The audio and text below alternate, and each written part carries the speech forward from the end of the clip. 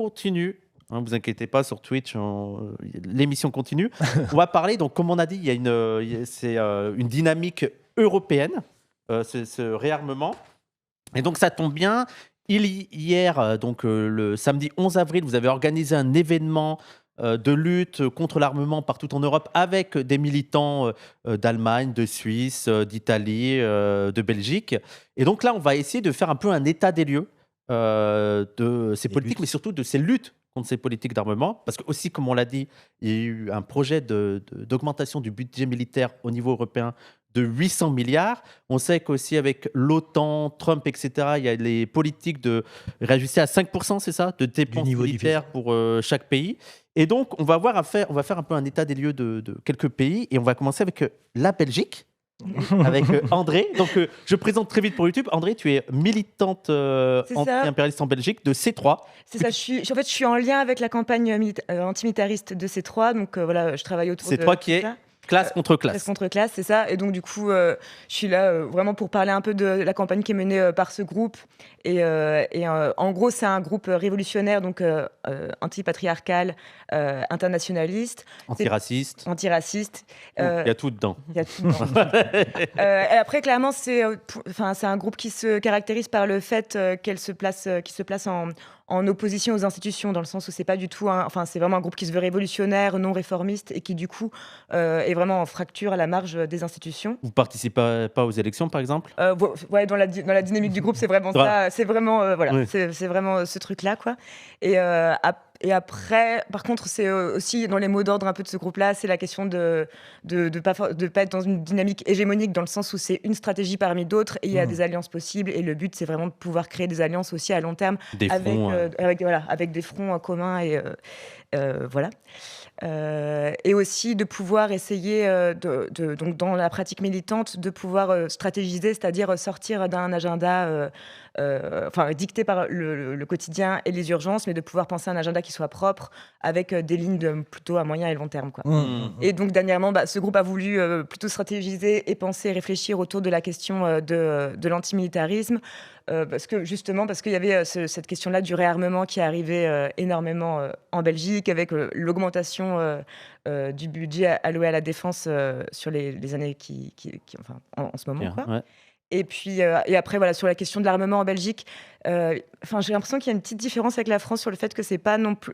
Je pense qu'il y a moins une grande fierté d'une armée belge. D'une armée belge. C'est pas du tout ce type-là de narratifs qui sont en place. Il n'y a pas la même histoire non plus. Oui, c'est sûr. Non, Oui, la française. Il y a une histoire coloniale très forte. Il y a une histoire oui, coloniale c'est ça qui est fou, par contre. énorme. Et puis il y a aussi, mais par contre, je veux pas minimiser non plus le fait qu'il y a énormément de ventes d'armes et de ventes donc de commerce autour de ça. Il y a le salon de PEDEX qui avait lieu en mars dernier. Donc c'est vraiment le salon de l'armement. Je crois que en France, c'est Millipol, je crois que c'est ça, qui avait eu lieu pendant le Bourget.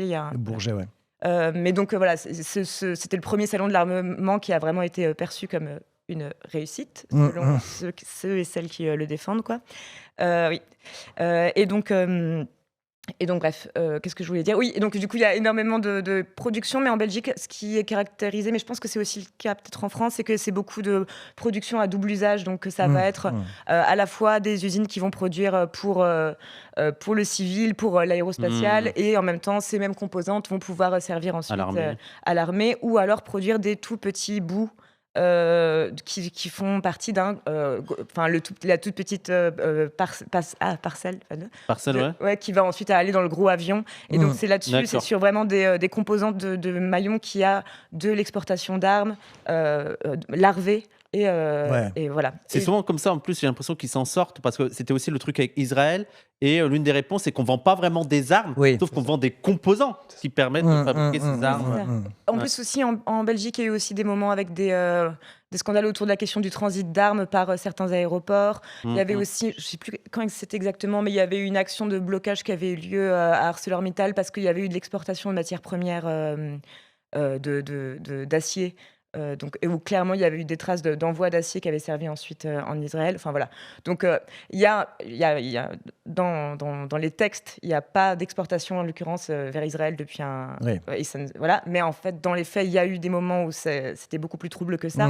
Et de manière générale, il y a de l'exportation d'armes et il y a Bedex bien sûr qui est le gros salon et la FNR Stahl, donc la fabrique.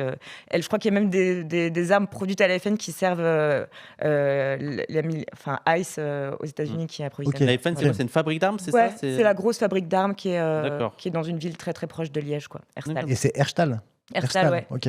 Bah, qui est très valorisé aussi parce qu'il y a une longue histoire autour de cet endroit, quoi. Et donc, ouais, il y a une augmentation du budget militaire. Est-ce qu'il y a... j'ai une petite question de curiosité. Est-ce qu'il y a plus du côté...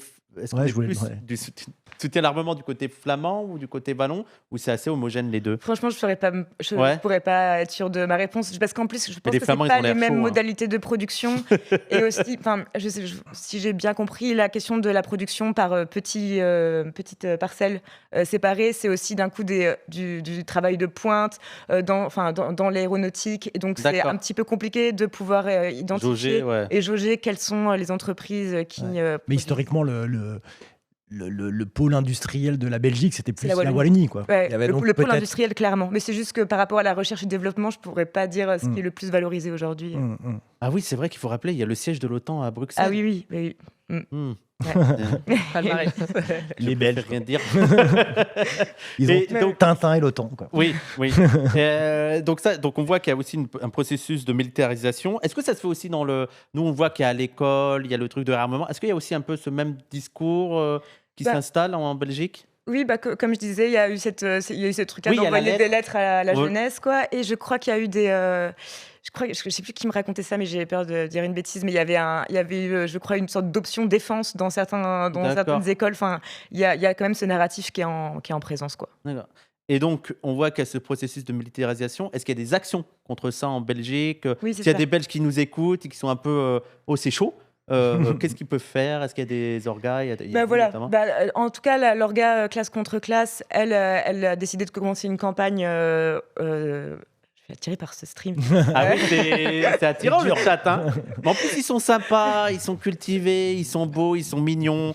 Ils donnent pas assez, mais ils ont plein de qualités. Mais oui, donc il y a une volonté de travailler autour de la question de la militarisation.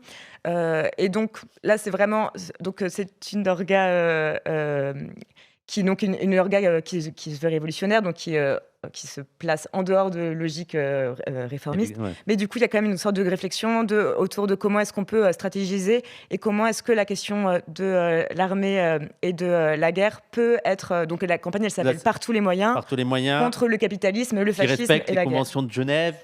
Voilà, bien sûr. C'est dans le sens par tous les moyens en disant bien sûr. Voilà. Tout, en tout cas pour dire que face à la gravité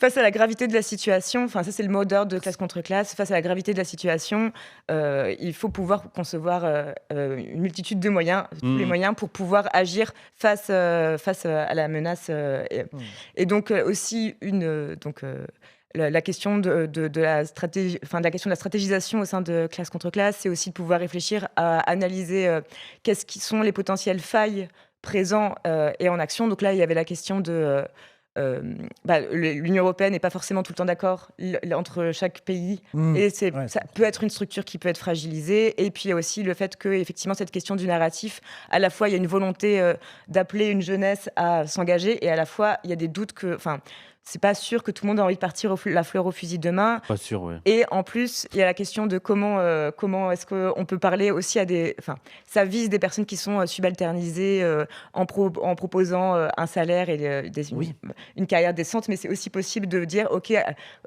comment est-ce qu'on peut trouver une dignité en résistant à cet appel à une guerre. Proposer un contre-discours qui attire, qui est valorisant, et avoir une meilleure perspective et d'autres valeurs à mettre en avant. Mais d'ailleurs, moi, c'est l'un des obstacles que j'ai l'impression aussi à tout le discours militaire, c'est-à-dire comment des prolos peuvent vraiment avoir envie de défendre un modèle social qui les exploite, quoi.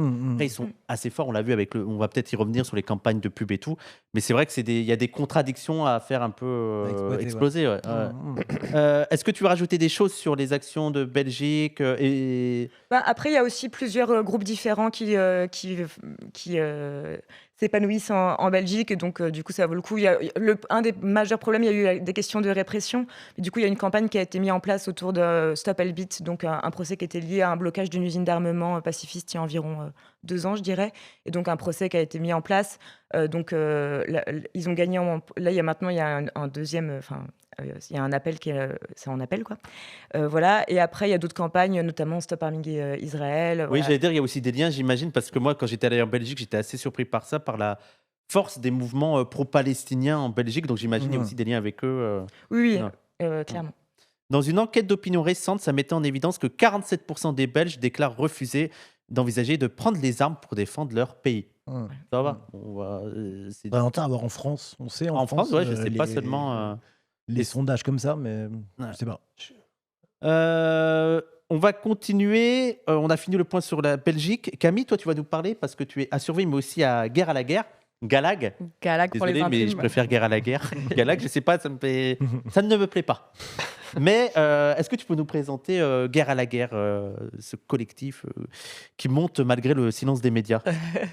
Oui, ça va faire écho à ce que André disait. Enfin, je pense qu'on se retrouve sur pas mal de points stratégiques et analytiques. Du coup, Guerre à la guerre, ça fait 2 ans à peu près qu'on existe. C'est la volonté de créer un front unitaire le plus large possible qui rassemble des organisations féministes, écolos, antiracistes, pro-pal, anticoloniales, des diasporas, des exilés, des sans-papiers.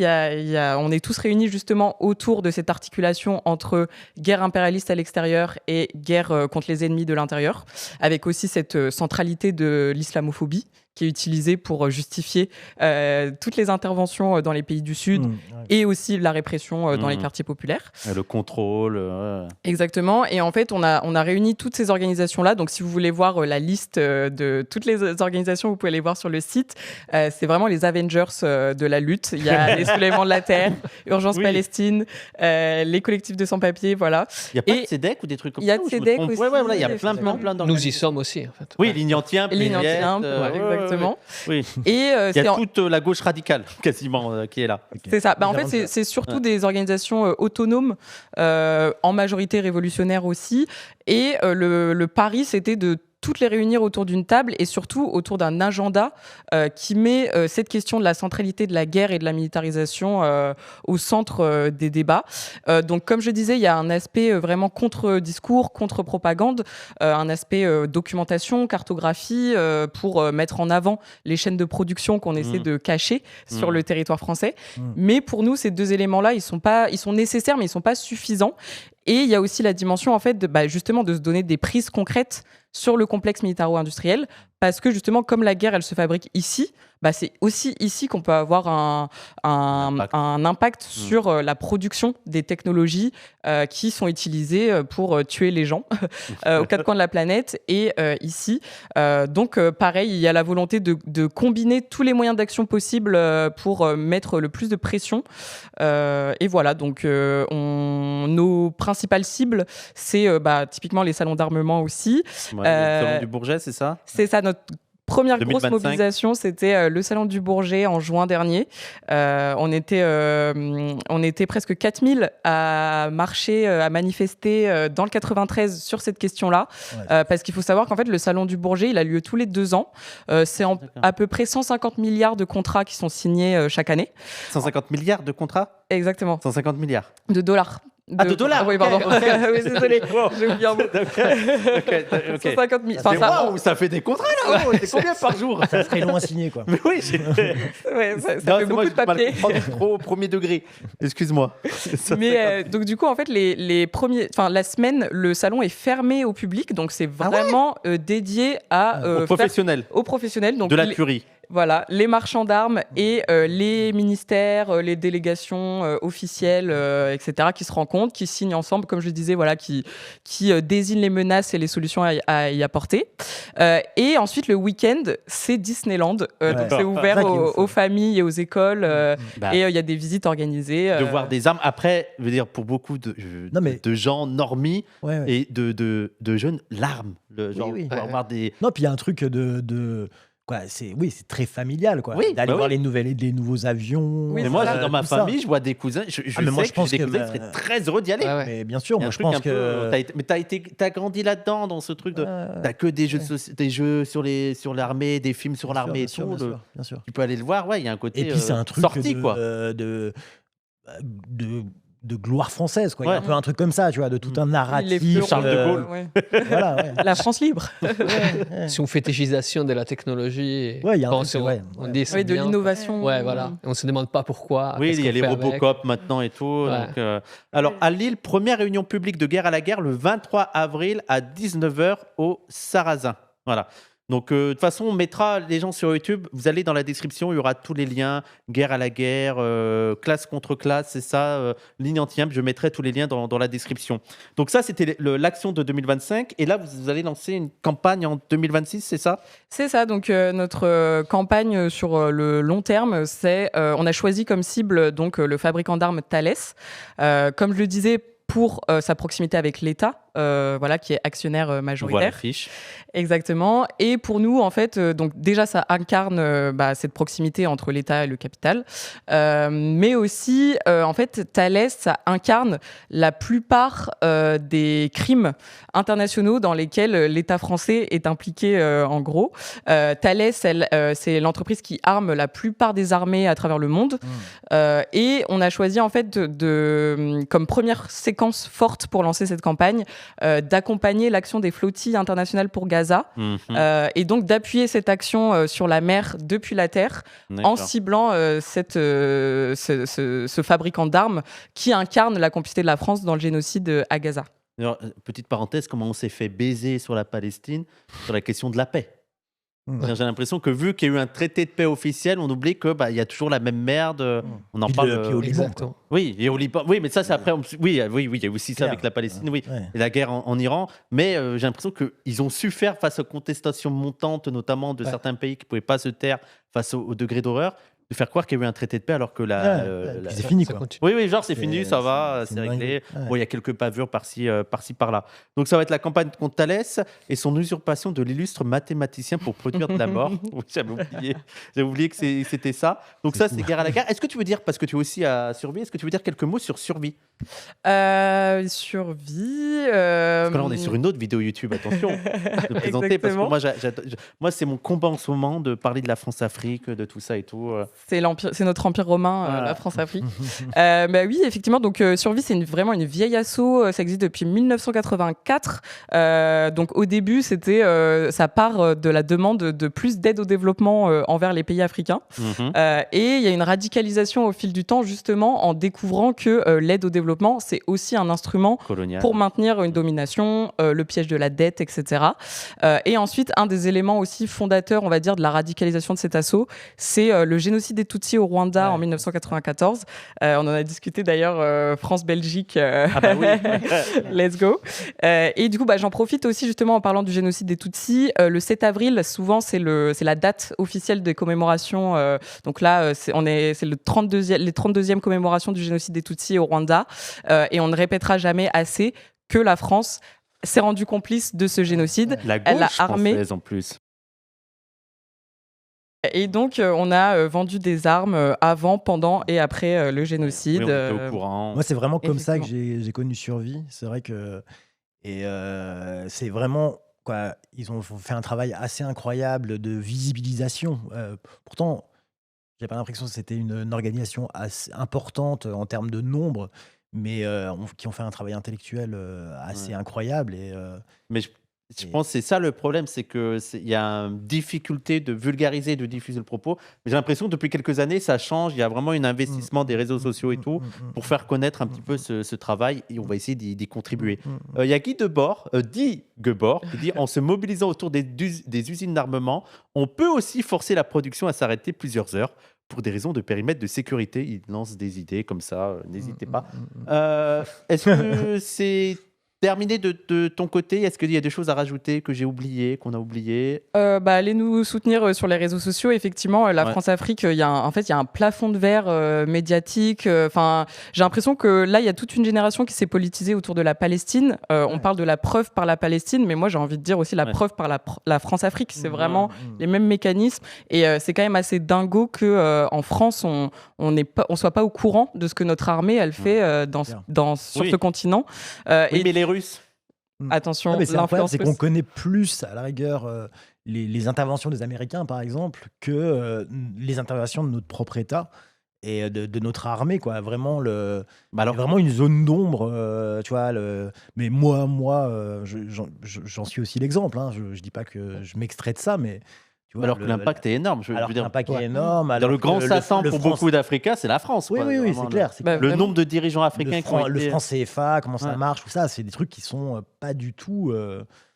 On ne parle pas, quoi. On n'a fait aucun bilan, je pense qu'aujourd'hui, c'est acquis que les ingérences américaines au Moyen-Orient, elles ont été déstabilisatrices, la guerre en Irak, tout ça. Alors que nous, la Libye, le Sahel, c'était la plus grosse intervention militaire française depuis la guerre d'Algérie. Et il n'y a eu pas eu de rapport parlementaire, de travail. Il y a pas eu de contestation, même au sein de la gauche. Pas de contestation. Les Américains, à Hollywood, ils font des trucs sur le Vietnam, tout ça. Je veux dire, le cinéma français ne parle pas de ça non plus. Tu vois, il pourrait avoir une espèce de réactivité là-dessus. Mais là, en plus, mais c'est j'avais reçu Kevin de Paris Noir et Marie Emta du podcast Afrotopique. On avait parlé aussi, par exemple, du massacre en Algérie, mais il y a des massacres en Afrique. Massacre de Tiaroy, je crois. En 1944. Voilà, je ne le connaissais pas. Il y a des choses comme ça, il y a des livres qui sortent. Donc, il y a quelqu'un qui dit qu'il faudra grave faire une émission sur l'impérialisme monétaire franc CFA, dollarisation, taux de change. Moi, je vous ai dit survie. Vous êtes les bienvenus ici si vous voulez qu'on fasse une émission sur le sujet. Avec plaisir. J'aime bien haïr la Russie aussi en Afrique. Alors oui, la Russie a une politique coloniale en Afrique. Mais si on utilise la Russie pour justifier le colonialisme français, c'est non, en fait. Le truc de dire, en fait, il y a l'excuse de si on part, il y a les Russes. Après, on part quand même. Voilà. On fait notre devoir. On passe aux Italiens. Il me semble que les Italiens, ça devient un peu chaud. Moi, j'avais reçu il y a quelques mois, un petit parenthèse, mais sur la Palestine, il y a eu un gros mouvement de mobilisation, des grèves et tout. J'ai l'impression qu'il y a une résurgence un peu du radicalisme. C'est ça. Vous renouez avec une histoire. Hier, on a accueilli en fait 3 représentants de 2 orgas, une orga sur Pise en fait, qui s'appelle il Comitato No Base. Qui lutte en fait longtemps contre la médialisation du territoire. Alors pour donner un tout petit peu de contexte, sans trop m'attarder, parce que ça peut être très long, en gros à Pise, entre Pise et Livourne, c'est au centre d'Italie, en Toscane, il y a une énorme base américaine qui s'appelle... Ça, nous, Français, c'est fou. Merci De Gaulle. Pas de base américaine. Légalement, c'est une base italienne prêtée à l'armée américaine. Ok. Mais des faits, en fait, quand on passe à côté, les panneaux sont en anglais. Bref, c'est vraiment une base américaine, c'est énorme. Et du coup, il y a tout un projet de construction d'infrastructures qui relie cette armée au port de Livorno et aussi à d'autres bases militaires en fait, de la zone. Et il y a un aéroport militaire aussi à Pise, etc. Et du coup, là, c'est un ensemble d'orgas qui se mobilisent pour empêcher cette militarisation du territoire, qui marche, en fait, parce que depuis 4 ans, ils ont empêché en fait, de construire une base dans une zone agricole en fait, de la ville. Voilà, qui hier nous ont honorés de leur présence. En fait, ils ont fait une très bonne intervention. Et donc qui... ça, c'est Comitato No Base. Comitato No Base, de Pise, c'est ça. Ils m'ont donné ça, je peux le montrer. Ouais, on le voit là. Voilà, on les voit. En gros, ils éditent une espèce de revue qui contient des enquêtes sur la militarisation des territoires. Du coup, ils se coordonnent pour faire des enquêtes comme ça. Ils ont montré ça. C'est en italien. Intéressant. C'est en italien, oui. Okay. Voilà. C'est toute la tradition de l'enquête en Italie, quoi. Voilà. C'est vrai, en plus. Depuis les mouvements des 77. L'enquête militante, tout ça. Ouais. Ça s'en sert un peu dans on rappelle la doctrine de Mao, qui n'a pas enquêté n'a pas le droit à la parole. On devrait repartir no là-dessus. face, no case. Et donc ça, c'était Comitato no Base. Exactement. T'as vu l'accent italien. Et il y a aussi Aforas, qui étaient du coup des camarades des Sardes, qui sont venus pour expliquer en fait comment ils se mobilisent dans la région de la Sardaigne. Alors, il faut savoir que la Sardaigne, c'est un territoire où on fait beaucoup d'exercices. On voit les... trop beau. On voit la mobilisation avec les drapeaux sardes. C'est le drapeau sarde, ça? Ouais, c'est ça. Ok. Ouais. Et du coup... de Sardaigne? Moi? Ouais. Non, moi je suis des Pises. Ok. Voilà. De l'autre, si tu veux. Et du coup, en fait, il y a beaucoup d'exercitations de l'armée en fait en Sardaigne.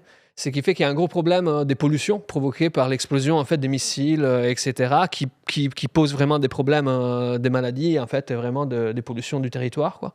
Du coup, là aussi, c'est un groupe ou une coordination des collectifs qui s'est organisé autour de ça, autour de cette mobilisation contre la pollution du territoire, et qui essaie de lancer, ils sont très ambitieux, une espèce de coordination pour le moment des îles de la Méditerranée. Du coup, ils sont en contact avec des groupes d'extrême gauche en Corse. Et aussi en Sicile. Ça existe. Ouais, il s'appelle Core in Fronte, je crois, le groupe Corse. En Corse. En Corse, ok. Ouais, c'est ça. Ok. Et ils sont en contact aussi avec des Siciliens et ils veulent, ouais, c'est ça, la Sardaigne internationale de Gramsci. Et puis ça penche pas à gauche. En fait, la mairie est d'extrême droite depuis. À la tour, oui. Mais la mairie est d'extrême droite depuis 2 mandats. Voilà pour l'anecdote. Attends, Gramsci est né en Sardaigne. C'est ça, et après il fait ses études à Turin. Ouais. Il y a quelqu'un qui a dit ça s'entend que tu n'es pas de Sardaigne. Ça semble évident. Oui, on a. D'accord. Ouais. Okay. Bah en italien, tout le monde a un accent, du coup on entend très facilement d'où vient quelqu'un, sauf si on a fait des cours d'édiction. D'accord. Et je disais, oui, du coup, ils ambitionnent, en fait, les Sardes, de faire un réseau contre la militarisation dans toute la Méditerranée. Du coup, ils sont en contact aussi avec des groupes, si j'ai bien compris, en Algérie, au Maroc et en Palestine. Bref, ils ont un projet très ambitieux et très intéressant. Voilà. Donc ça, c'était pour l'Italie. Ouais, pour l'Italie. Peut-être qu'on fera d'autres émissions aussi. Ils ne pouvaient pas venir parce qu'ils ne parlent pas très bien français. Donc oui, c'est ça. Non, mais il y a un problème on n'avait pas de traducteur et tout. Ouais. Mais moi, j'ai reçu aussi plusieurs fois, mais tu les connais, le groupe... putain, j'ai oublié leur nom. Mais Davidé, etc. Matteo et Andrea. C'est bien de voir aussi tout l'héritage. J'ai fait aussi les gens aller voir le Talkie Oui qu'on a fait sur la gauche en Italie, les opéraïstes et tout. C'était une super... Il y avait Romain. J'étais là, oui. J'étais là. Elle était cool, hein. Vraiment, l'émission, plus, je veux dire, c'était un peu gros cerveau. Ouais, c'était cool. Et elle a plutôt bien marché. Hein. Je suis assez étonné. Mais ouais, c'était très bien. On est à 16 000 vues. Hein. Pour un truc d'intello, c'est vraiment cool. 16 000 personnes qui m'ont regardé. moi, je l'ai envoyé à plein de monde et c'était avant de rejoindre les groupes. Ouais. Mes camarades italophones d'Uni qui insultent les fachos, l'une de mes raisons de vivre. Je sais pas qui c'est. Capitalisme cognitif. Merci beaucoup. Et donc, on va terminer avec le No G7 de Genève. Alors, il existe des anti-impérialistes en Suisse. Et la Suisse est un pays impérialiste. Et c'est intéressant parce que je trouve que la Suisse est un bon symbole de l'impérialisme. C'est pas seulement l'intervention militaire, c'est toute une structure économique. Et donc la Suisse est un pays impérialiste et elle accueille notamment le G7. Et donc il va y avoir des actions par rapport à ça, c'est ça? C'est ça. Alors je me rappelle plus trop les dates déjà, pour expliquer ce que c'est que le G7, même si je pense que les chats connaissent, mais... En gros, les G7, c'est une réunion en fait, des soi-disant 7 pays les plus riches du monde. C'est qu'il n'y a plus les cas. C'est ça qui est intéressant. C'est ça qui est intéressant. Parce que ce qui est intéressant, vraiment, c'est le truc. En fait, le G7, il n'y a pas vraiment d'identité économique, au sens où maintenant, la France fait partie. Je ne suis pas sûr que la France fasse partie des 7 pays les plus riches du monde. Je ne sais pas exactement, mais voilà, il y a et il n'y a pas d'identité géographique non plus. En fait, c'est vraiment une identité politique, c'est vraiment un peu le plomb... l'Occident, le plomb-tête de pays de la direction global. Hégémonique du Nord global. Et, après, les 7 pays, il y a la France, il y a les États-Unis, Angleterre, la France, l'Angleterre, Allemagne, non? l'Italie, l'Allemagne, Japon, il doit avoir, non? Les Japon, exactement. Et le 7e. Tu peux vous aider, mon ami. Canada, peut-être? Oui, non. Non? Je sais plus. Non, on oublie toujours ce 7e. Mais bon, voilà quoi. Ça qui est intéressant, je trouve, c'est que vraiment, c'est le pôle hégémonique du Nord global, quoi. Est-ce qu'ils vivent pas leur dernier jour, le G7? Parce qu'il me semble que Trump veut un peu dépasser ça. Il y avait même un projet d'une autre alliance et tout. The Board of Peace, non? Oui, voilà. Donc, mais en tout cas, il y a alors Canada, France, Allemagne, Italie, Japon, Royaume-Uni et États-Unis, ainsi que l'Union européenne. C'est Van der Leyen qui est là-bas, quoi, je pense. Ah oui. Donc ça, ils se réunissent à Genève ou à Évian? À Évian. À Évian, mais le rassemblement est à Genève. En fait, les camarades... C'est de l'autre côté du lac, c'est ça, il me semble. Ouais. C'est ça. Les camarades en fait, du groupe du comité non G7 de Genève en fait, organisent une semaine de mobilisation. En gros, si j'ai bien compris, les 13 juin, du 13 au 17 juin. Et les 13 juin, en fait, il y aura du coup une journée des rencontres intellectuelles, etc. Et surtout, la date à retenir importante, c'est les 14 juin. Là, il y aura en fait une grosse manifestation en fait, à Genève contre la tenue des CG7. Voilà. Ça peut être un moment historique, hein. Il faut participer à ça. C'est des moments avec des répressions assez dingues. Ouais. Mais ça ramène des gens de partout d'Europe. J'imagine il y a des gens d'Italie qui vont venir, des gens d'Allemagne, des gens de Belgique, des gens de France. Donc, Non, oui, je confonds. Parce qu'il y avait les grandes manifestations à Strasbourg dans les début des années 2000. Bon, moi, je me rappelle les G8 de Milan en Italie, en fait, à Gênes. Oui, avec la mort de Carlo Giuliani, oui. J'étais très jeune, mais je me rappelle... Mais ce qui est intéressant sur le contexte suisse aussi, c'est qu'on a un peu l'image d'un pays neutre, pacifiste, etc. Alors que ils alimentent beaucoup les casques bleus, ils sécurisent, et aussi on oublie trop, mais il y a le service militaire obligatoire pour les hommes. Et là, pas pour les femmes? Non, justement, avec la commission féministe de Guerre à la guerre, on s'était positionné parce qu'il y avait pour le service militaire obligatoire pour les femmes. Exactement. On faisait campagne pour défendre ce projet. C'est une mobilisation féministe. Mais du coup, pour l'instant, jusqu'ici, c'est sur la base du volontariat pour les femmes. Et il y a quelques mois, il y a eu un vote. Et en fait, le projet de loi était vraiment terrifiant parce que il y avait une mesure qui permettait en fait d'enrôler les personnes sans papier. Sans promesse de régularisation. Ah oui, d'accord, donc ils les enrôlent, mais ils sont même pas sûrs d'avoir leur... C'est ça, et heureusement, les Suisses ont voté contre. Ah ouais, quand même, non mais c'est chaud. mais c'est vrai qu'on a une image faussée du niveau de militarisation de la Suisse qui est assez folle. Oui, hardcore, on a voté contre. Ah, mais c'est parce que t'es suisse, petit cœur, ok. Mais oui, j'ai vu que... il me semble que si tu fais pas ton service militaire, t'as du service civil à faire à la place pendant quelques années et tout. Mais allez voir les camarades de Suisse. Moi, j'ai que le collectif Décolonial. Je sais plus le nom. Je crois que c'est ça, collectif Décolonial en Suisse. Il y a aussi le média Céréal qui fait des bons trucs et tout. Donc, allez voir ça. C'est en train de bouger un petit peu en Suisse aussi et tout. Hein. Les Suisses fabriquent pas mal d'armes aussi, notamment à destination de forces spéciales. Ça fait partie du Sud Global. Merci Mehdi, merci. Ah, heureusement, parce qu'ils allaient me tuer en plus si j'avais oublié leur nom. Donc allez voir Sud Global et tout ce qui entoure Sud Global, voilà, à Lausanne et tout. C'est en train de bouger. Au-delà du fait que c'est obligatoire pour les hommes, c'est surtout que s'ils décident que tu es un gauchiste, ils ne te prennent pas. Ah bon? Tu dois payer 3% de ton salaire. Et 400 balles par an pendant 11 ans? Ah ouais? Et ça comment s'applique... ils savent que tu es gauchiste? Mais ça s'applique pas qu'aux gauchistes. Moi, j'avais rencontré des camarades justement genevois qui m'avaient dit que si tu es inapte, donc si tu nais avec un handicap, tu dois rembourser en gros le service militaire que tu peux pas faire. Ah ouais, c'est... Donc, ils ont pas de comme sécu, dans l'islam, et si t'as pas les moyens de faire le ramadan, tu donnes un peu aux pauvres. J'imagine c'est la même logique, quoi. Bon, après là, il n'y a pas le même destin. Allez suivre Etekos sur Twitch aussi. Ok, Etekos, c'est des streamers gauchistes suisses. Ils ont l'air super basés. Je connaissais pas, donc j'irai voir. Et oui, merci beaucoup Alix pour le collectif Sud Global. Sur des prisons, tu payes ton... Et il me semblait qu'ils font beaucoup de trucs parce qu'il y avait aussi des projets de loi islamophobes et tout, parce que c'est aussi un pays raciste, c'est aussi... voilà. Est-ce qu'on a fini sur cette partie-là des événements et tout? Ouais, on a rien oublié. Donc de toute manière, là, il faut multiplier les actions et de créer des fronts européens, premièrement, et après on verra à l'international. Dommage qu'il n'y ait pas les camarades allemands qui auraient pu nous parler un peu de la situation allemande. Mais pourquoi pas, je ne sais pas s'il y a des camarades, mais il faudrait peut-être parfois faire des petites séquences pour chaque pays, pour voir aussi la situation spécifique dans chaque pays. Et ça serait intéressant de voir le cas en Allemagne. Les gens voient la répression terrible quand on parle de la Palestine.